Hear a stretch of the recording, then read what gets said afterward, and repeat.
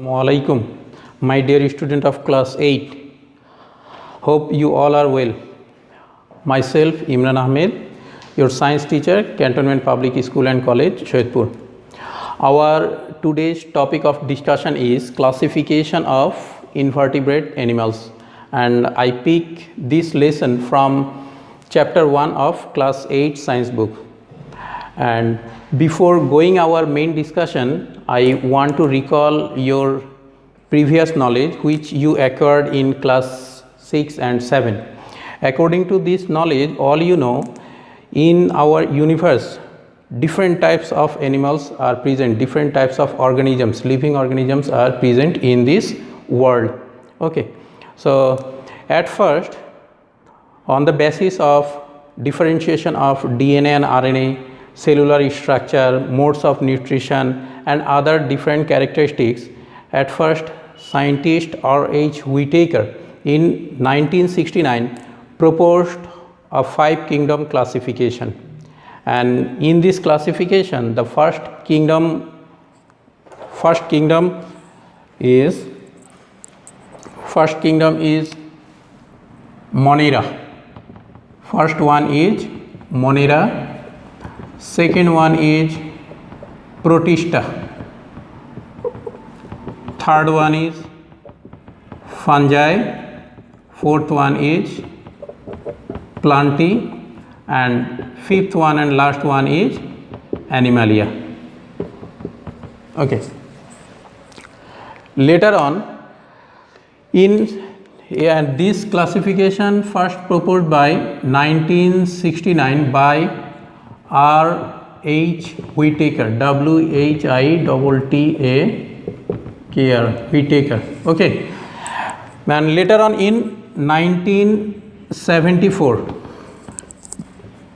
scientist Lynn Margulis slightly changed this classification. Margulis adds 2 super kingdom in this kingdom. Okay, so first super kingdom on the basis of its organization of nucleus. The organisms which possess well structured nucleus belongs to super kingdom Eukaryota, and the organisms which have no well organized nucleus, they comes in super kingdom Prokaryota. So in this update classification, only one kingdom, Monera comes in super kingdom Prokaryota, and last 4 comes in super kingdom Eukaryota. This is the thing. So according to this, all the plants comes in this, all the fungi in this kingdom, and all the protozoans and amoeba, paramecium comes in this, and all the unicellular microorganisms comes in this kingdom. Okay, and all the animals come here. That's all. And so on the basis of this, all the animals of this universe comes in kingdom Animalia. But here in earlier classification we have an extra phylum before this Porifera, and this is known as Protozoa. This is known as Protozoa, but due to its acellular nature, later on Margulis replaced this Protozoa as a sub-kingdom under the kingdom Protista, which I discussed few minutes ago. Okay, so Protozoa, it was present in our phylum, but now it is not present in our phylum. Now our phylum starts from Porifera. Okay, so our first phylum is Porifera, second one is Cnidaria, third one is Platyhelminthes, fourth one Nematoda, fifth one Annelida, sixth one Arthropoda, and seventh one Mollusca, and eighth one Echinodermata. Okay, so here we have 8 phylums of invertebrate animals. So now we want to make all you clear what is invertebrate animal. So this classification of invertebrate animals on the basis of the vertebral column. Some animals contains or bears a semi-rigid or rigid structure at the back of its body or vertebral column. So the animals which bears this vertebral column is called vertebrate animal or chordate animal, and the animals which bear no vertebral column in its back, these are known as invertebrate animals. Okay, so we have 8 phylum of invertebrate animals. Okay, so first phylum is Porifera. So now we discuss all these phylum into 3 heads. One is why this is named so, Porifera, Cnidaria, and which are the animals belong to this phylum Porifera, and what is their habit and habitat, and what is their characteristics. Okay, so at first Porifera. Porifera, this word comes from this is a Greek word pori, a Latin word, this is Latin word pori, and pori means pore or porous. Okay, porous, and fera, it means to carry. Okay, to carry, that means it bears pores in its body. So the animals which bears pore in its body is come in this phylum Porifera. So animal which bear pore in its body is known as Porifera. So as this animal bears pore in its body, so it looks like a sponge. That's why the animal of phylum Porifera known as sponge. And the animal of this phylum present all around the world. Okay, mainly they are marine, but some of these species of this phylum we found in fresh water. Okay, so this is the habits and habitats of these animals, and the key features or characteristics of these animals are they are very simple in structure, very simple.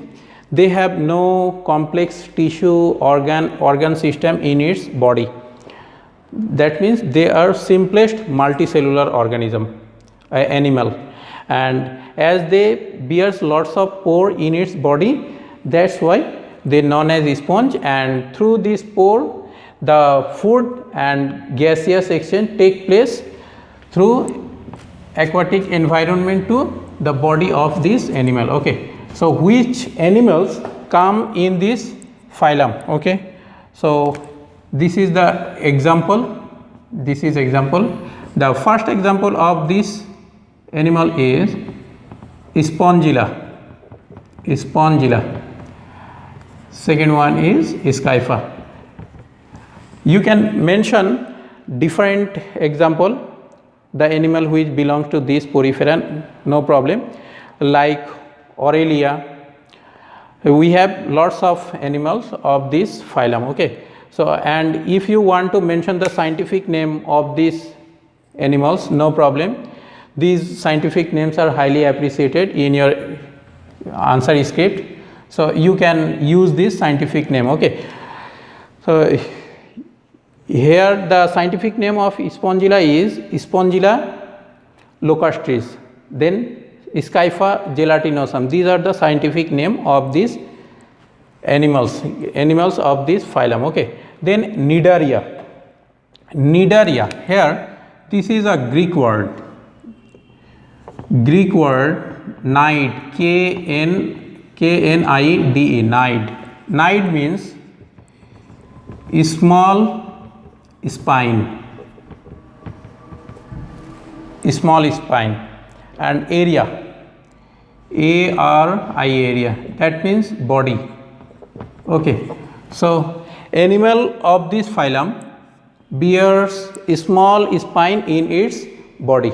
Okay, and these animals present mainly in aquatic body, in sea water, and sometimes some of the species of this phylum found in river, canals, bill, lakes, like this aquatic habitat. Okay, and when they live in sea, they live in different depth, and they are vary in its size, in its color, in its shape. That's why when they present in water, they look very attractive. That's why sometimes the animal of this phylum Cnidaria is known as the beauty of sea. Beauty of sea. Animal of this phylum is known as beauty of sea for its multiple color, variety of color, for its shape and size. Okay, and these are the, if we want to mention the key feature of this phylum, then we can say the animals are diploblastic.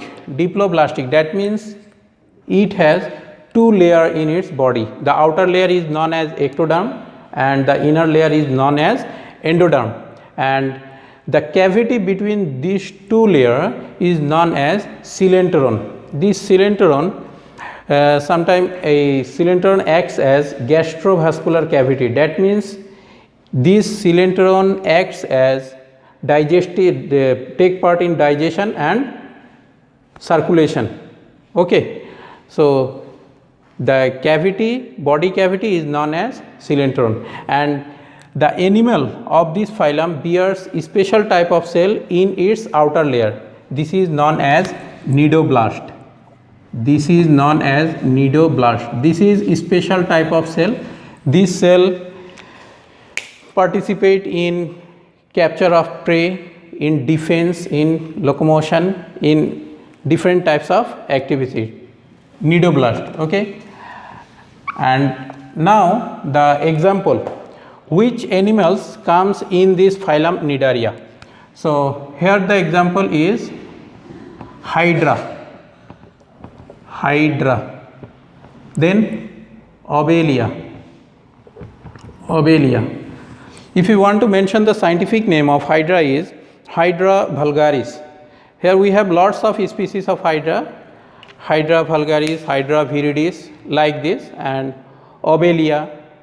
These are the example of this phylum. Then Platyhelminthes. This is the third phylum of our invertebrate animals. So platy, this is a Greek word, platy. Platy means flat, and helminthes. Helminthes means worm. So from this we can gauge an idea what is this. This is flatworm. All the flatworm belongs to this phylum Platyhelminthes. Okay, and these animals present everywhere, and mainly they present as ectoparasite and endoparasite. That means they present as parasite. Okay, so all you know what is parasite. Parasite is a group of animals which take shelter in host body and collects its nutrition from the host body, and in exchange of this favor they do harm of this shelter providing host. Okay, so these are the parasites. So sometimes parasites lives outside the body of host body and sometimes lives inside the host body. When it lives inside the host body, then it is known as endoparasite, and when it lives outside the host body, then it is known as ectoparasite.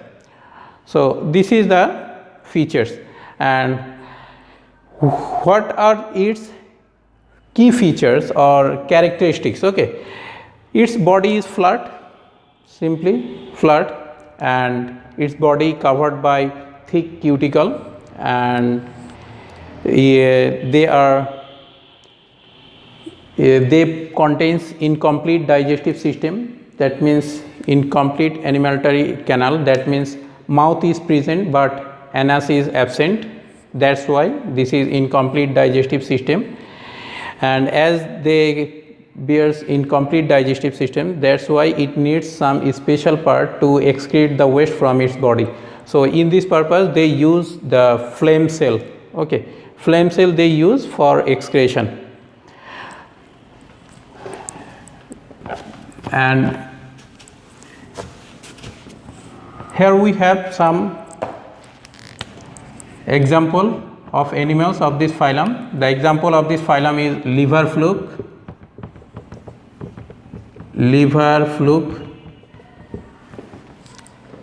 then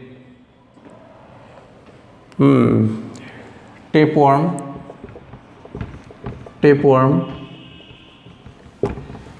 You can mention the scientific name of this liver fluke and tapeworm. This is Tinea solium, and this is the okay, I say the scientific name later on. Fasciola hepatica, Fasciola, Fasciola hepatica. This is the scientific name of this. And all you know, when we write the scientific name in hand, then we give underline marks. Okay. So Fasciola hepatica is the scientific name of liver fluke. Tinea solium, this is the scientific name of tapeworm. So that's all from this phylum. And now nematoda.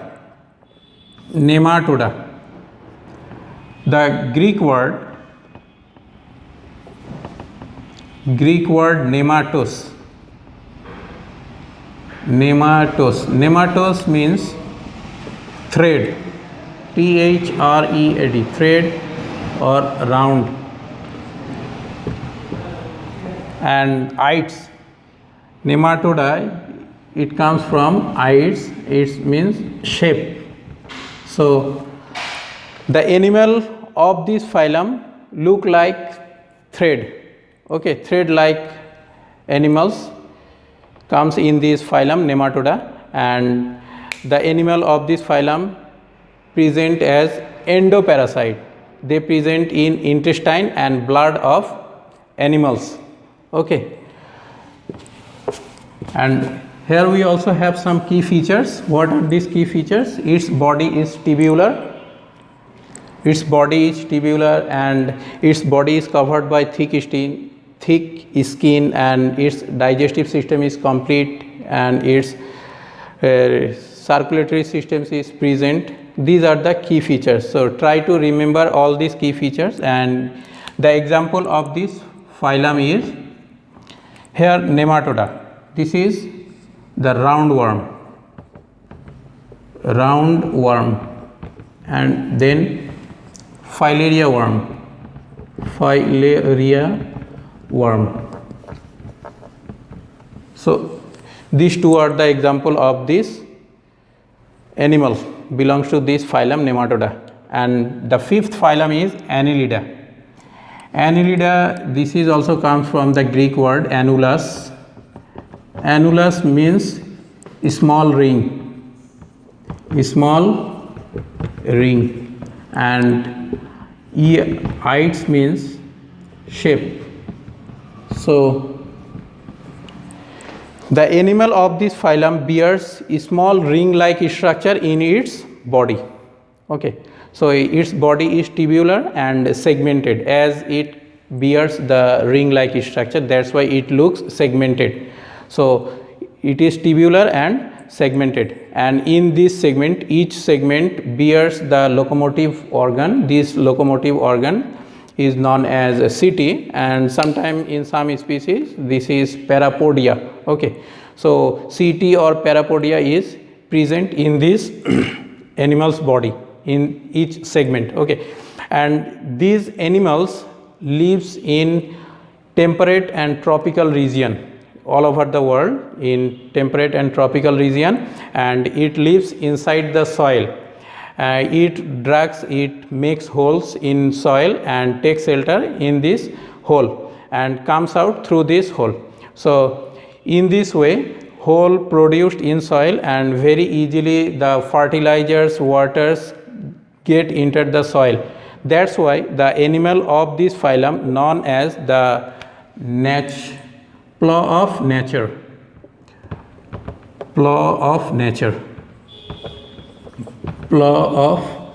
nature.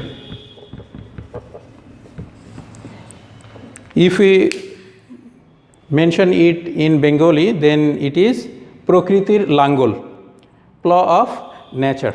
So here we have some example of animal of this phylum. The example is, this is earthworm.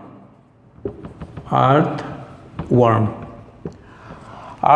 and leech.